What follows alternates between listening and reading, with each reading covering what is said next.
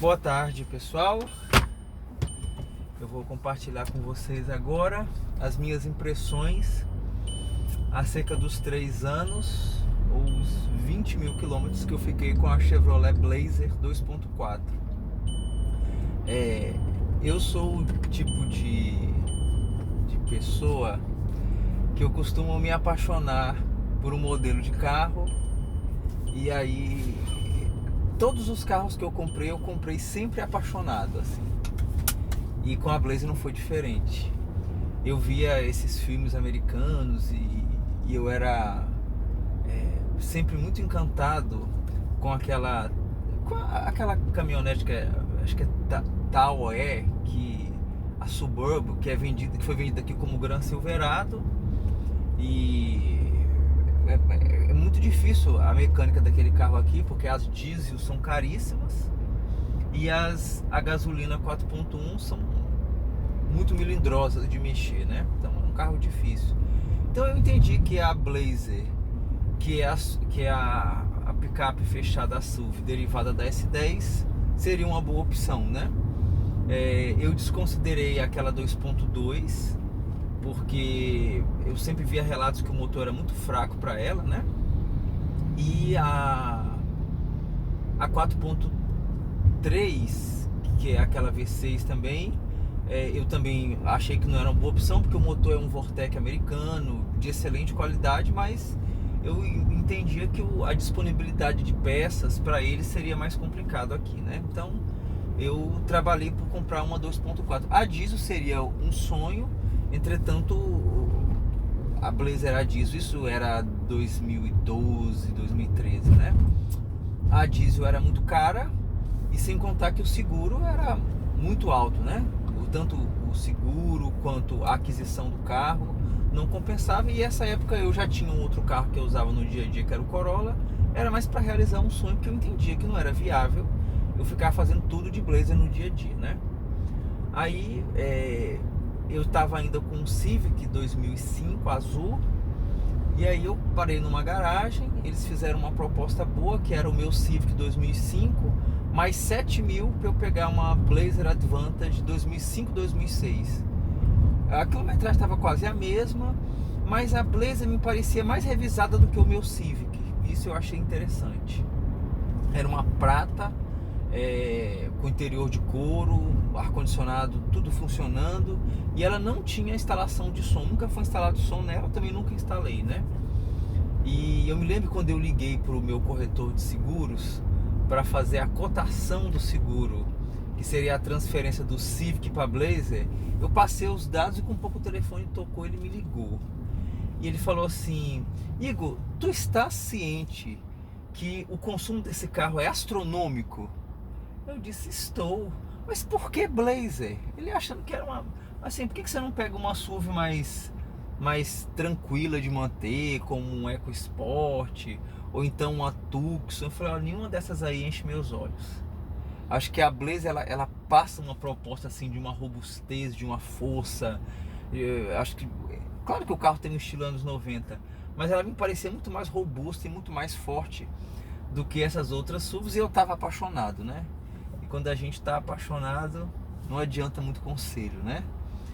E aí, a época eu fiz o seguro eu fiz o seguro completo, a época, para essa Blazer, deu uns R$1.600, mas a franquia era 4.000. Graças a Deus que eu nunca precisei de utilizar o seguro desse carro, né? E recebi o carro. Quando eu peguei o carro, levei para um posto de gasolina e enchi o tanque. Falei: enche o tanque. Naquele tempo a gasolina estava 2 e pouco. E aí, quando eu dei a partida, o carro não funcionou mais. Eu disse: o que é isso? Aí vinha um dono de uma S10 perto e falou: olha, quando você enche muito tanque, não fica sem espaço para entrar o ar, e aí o carro vai demorar para pegar. Aí, depois de muitas tentativas, o carro pegou, mas com muita dificuldade.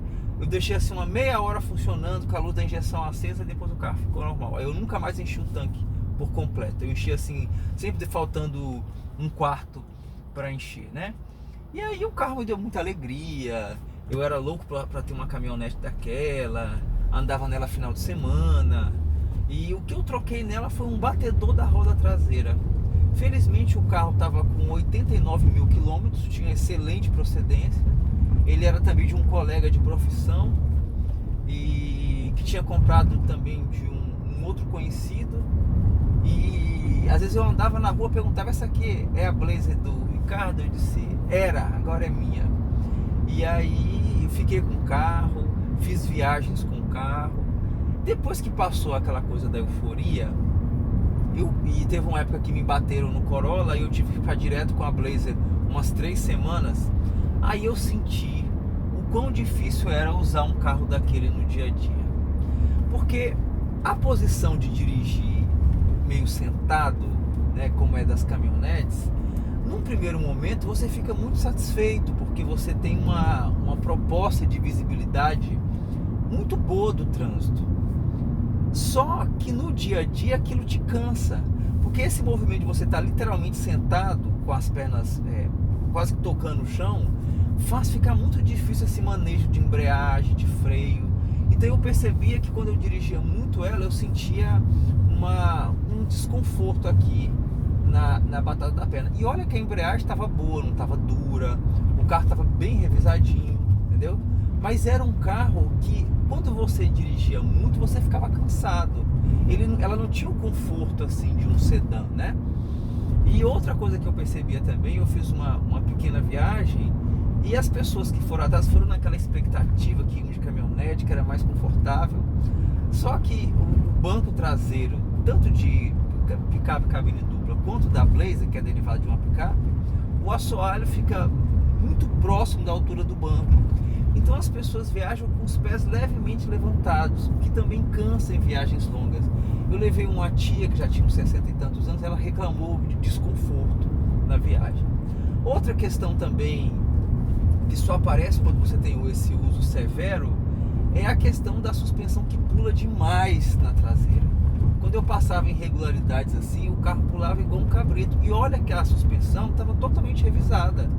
Eu levei num bom mecânico à época, ele só tem que trocar um batedor.